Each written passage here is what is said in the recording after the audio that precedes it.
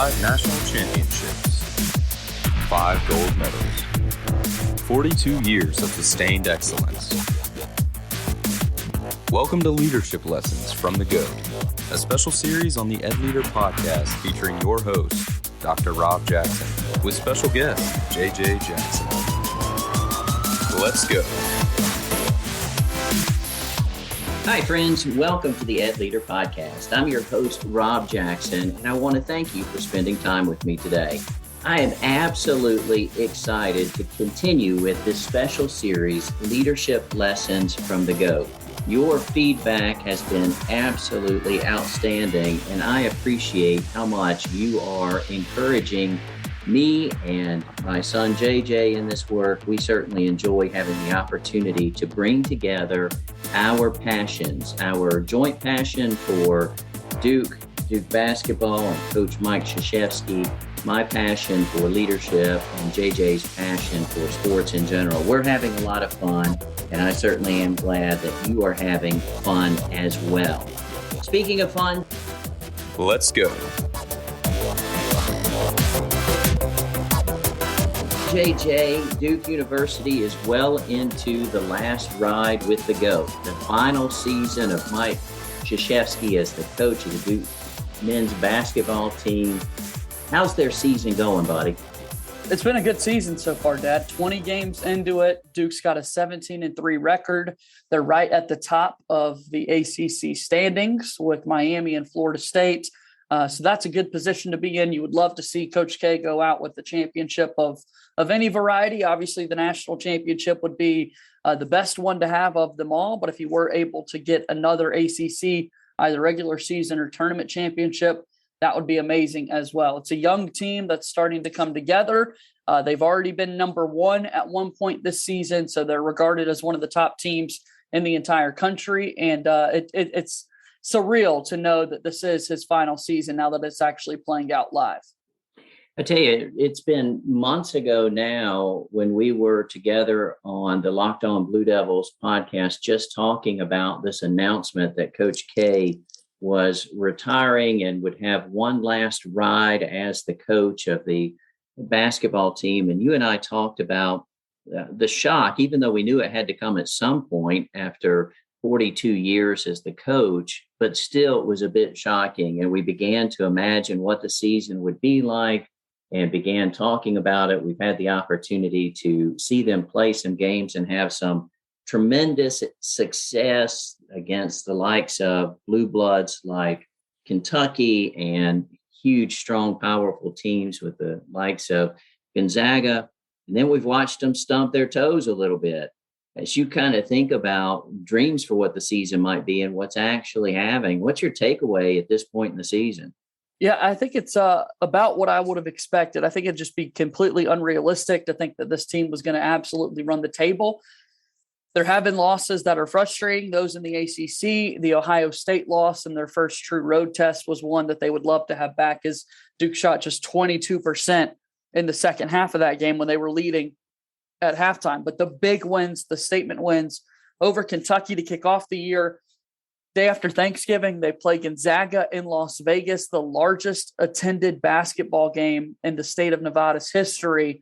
Duke was able to down Gonzaga, who was the number one team in the country at the time. Remember, Gonzaga lost in the national championship to Baylor last year. So a really, really, really good team. And Coach K always talks about the importance of those neutral site games because you don't win a national championship on someone else's floor. You win it on a neutral floor. And so that reason alone is why I've been so excited, because they've played well in those big games and got it done. When they've gone on the road in the ACC, they've had some impressive wins like we saw this weekend over Louisville, and certain guys have stepped up when their number has been called and that sort of thing. So obviously the dream would have been to go 40-0 and to win everything.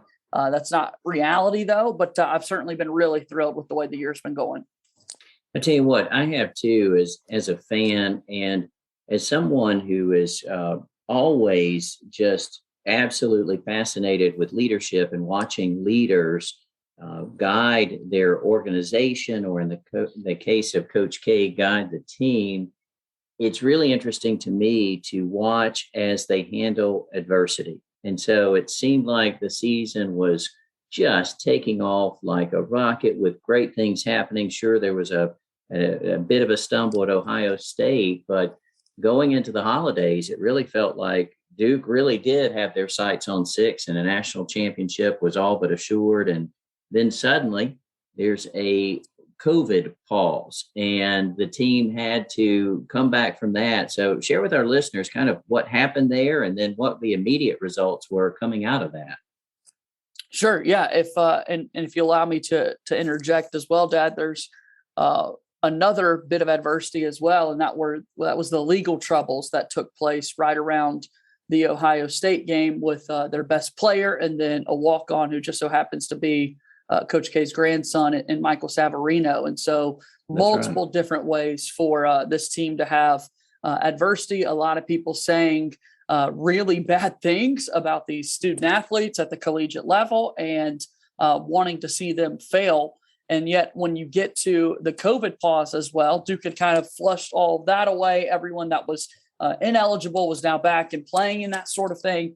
And then all of a sudden you go home for the holiday breaks, which Coach K allowed them to do that after their super strict protocols from a year ago. And when they come back, nearly the entire team had tested positive for COVID-19, and the university put them into the health and safety protocols and had to postpone 2 games. A week away from basketball really did a lot to their legs, to their endurance. And then on top of that, some of these people having to fight through the virus wasn't a great thing. Coach K talked about the first practice back about 5 minutes in, 2 or 3 players needed to find the nearest trash can to take care of some business over there. And so it took a while to get their legs back under them and that sort of thing. But through it all, they stuck together, and they certainly have had some exciting wins after the fact.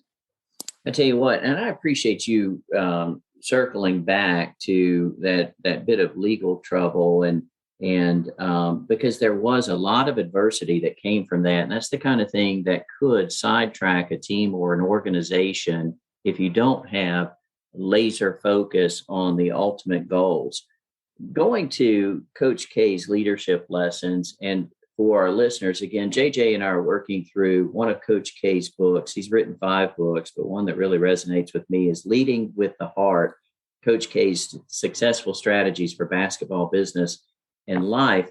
And in the book, he talks about training and development. He talks about growing leaders. And as he gets into that particular chapter, he starts with a quote from Christian Laettner. Christian Laettner, one of the absolute best players ever to play for Duke University. Perhaps JJ and I might debate that from time to time, but based on his success, just absolutely incredible.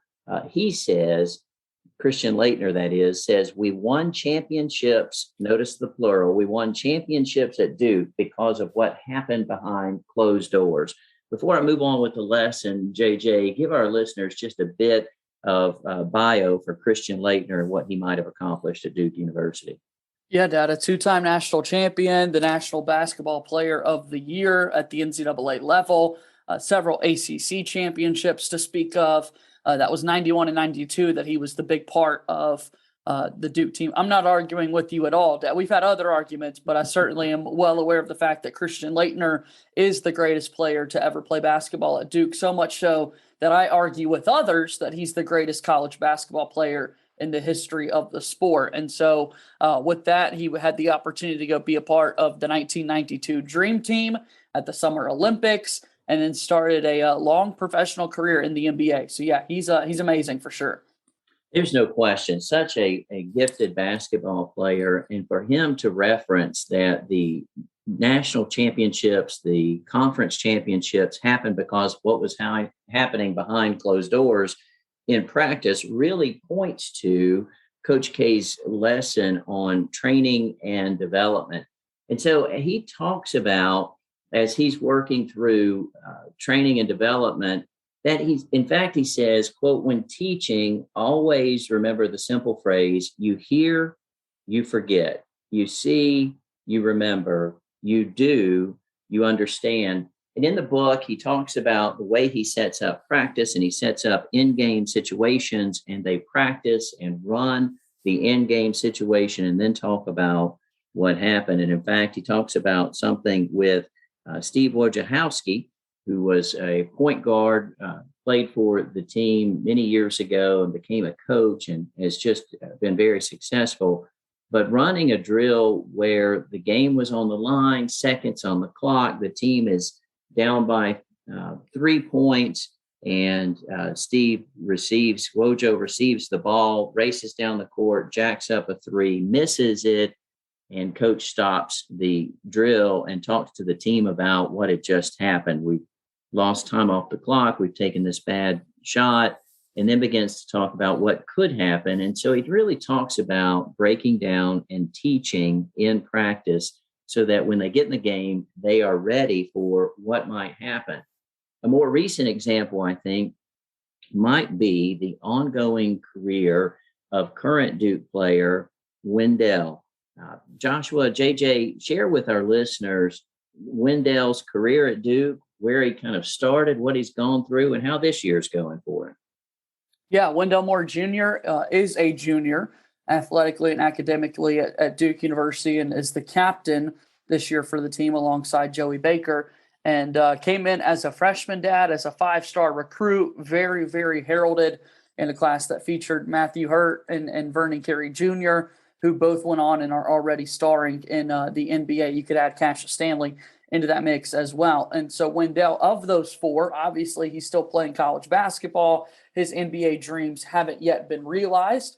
He's had a very much so roller coaster up and down career so far to this point. His freshman year, he made one of the most iconic plays in the history of the Duke and North Carolina rivalry, which, by the way, will be renewed this upcoming Saturday. It's amazing that we're at that point in the season, that we're now days and hours away from Mike Krzyzewski's final walk into the Dean Smith Center as an opposing head coach. And Wendell Moore Jr. had a putback layup as time expired in overtime to win the game and to win the greatest rivalry in college basketball for Duke. His sophomore season, Wendell had some very, very lousy games, did not shoot the ball well whatsoever, was turning it over, and really kind of got down on himself and needed to be coached up a little bit, put a lot of work in this offseason when Duke did not make the NCAA tournament for the first time in 25 years, for the first time in my entire life.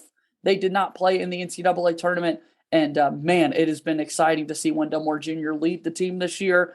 He had a really, really long run at the start of the year as one of the most dominant players in college basketball, a front-runner to be a first-team All-American, has slid off just a little bit following the COVID pause, but you still can't deny the leadership that he's had within the program. So, yeah, Wendell Moore Jr. is absolutely an example of someone who has greatly improved under Coach K's leadership.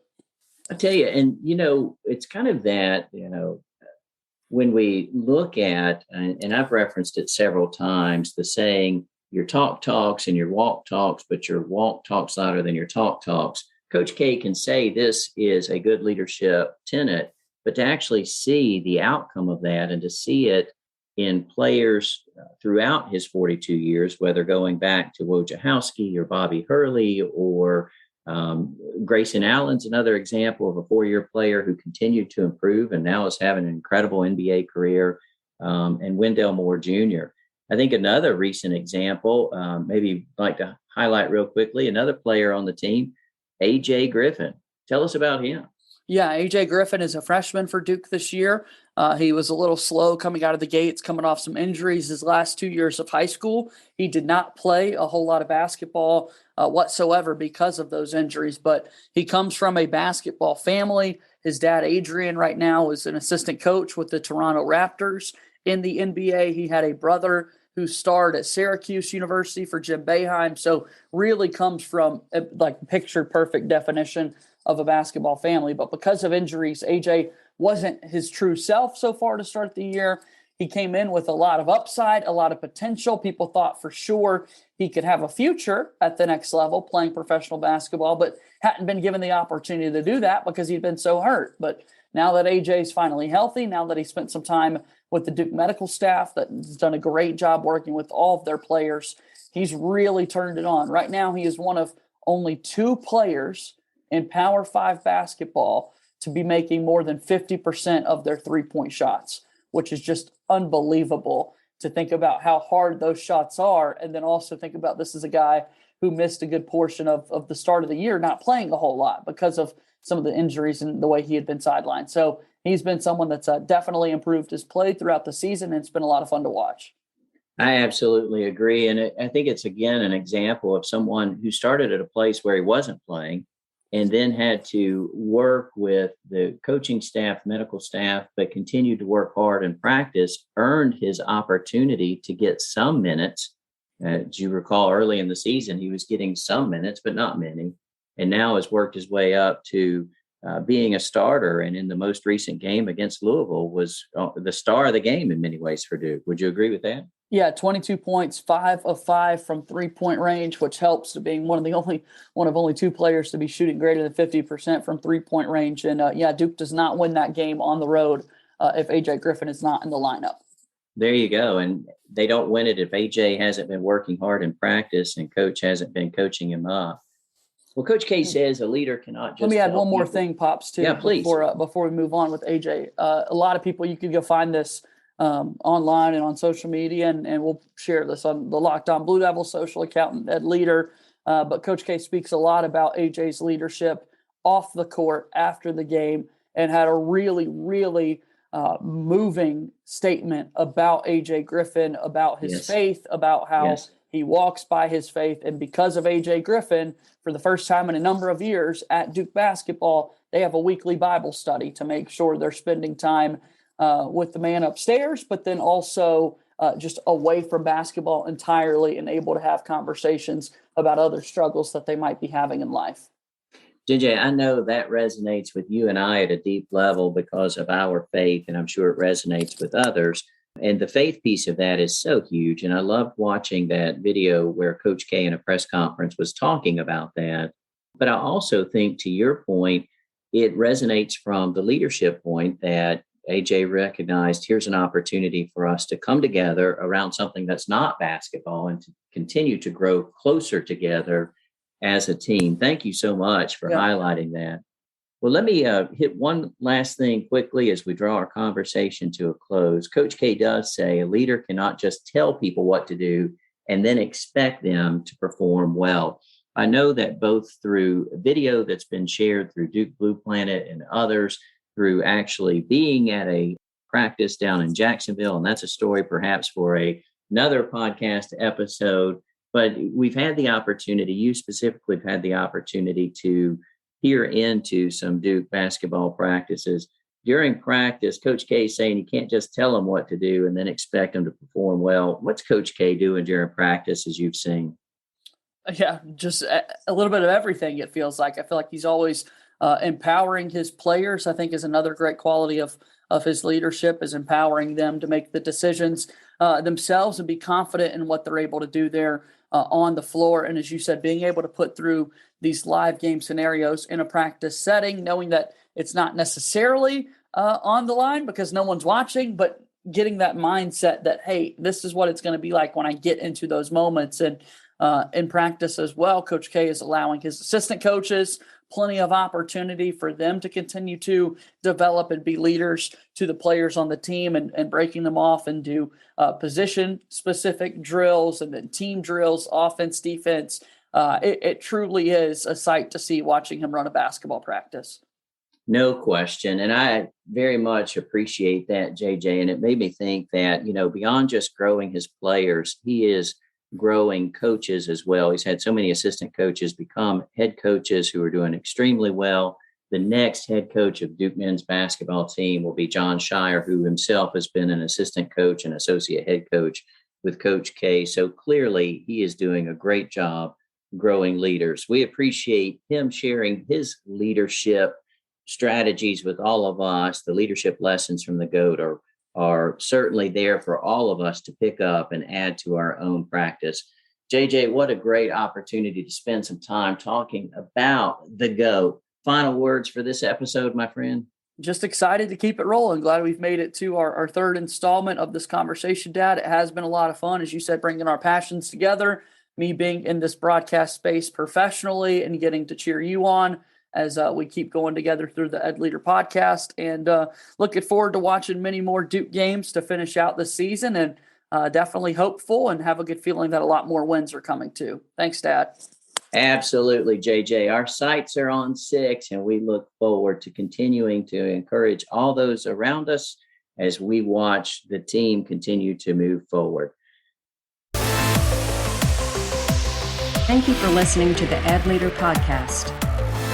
Please subscribe to the podcast and consider leaving a review with 5 stars on Apple Podcasts so that we may continue to grow the Ed Leader community. We hope that you have enjoyed your time with Dr. Jackson. Until next time.